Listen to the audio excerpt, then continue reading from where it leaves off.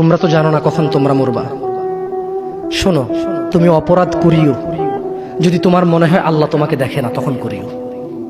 তুমি অপরাধ করিও যদি তোমার মনে হয় আল্লাহ তোমাকে জিজ্ঞেস করবে না, তুমি নিশ্চিত বেঁচে যাবা।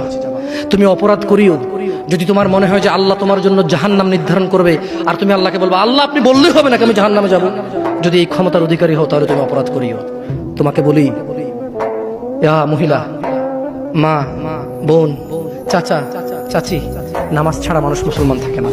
ওয়াল্লাহি আমি বলছি না কোথায় বাঁধবেন, তর্ক পরে। আমি বলছি আপনি নামাজটা স্টার্ট করেন।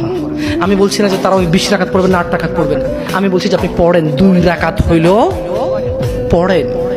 আমি বলছি যে আপনি ঈশার নামাজ 15 রাকাত দরকার নেই, আপনি শুধু 4 পড়েন। আমি কি বলছি সুন্নত বাদ দিতে?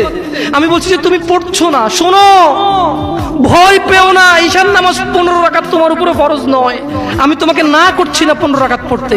আমি বলছি যে তুমি নামাজই পড়ো না, 4 পড়ো। এই 4 রাকাত ঈশা না পড়লে তুমি মুসলিম নও।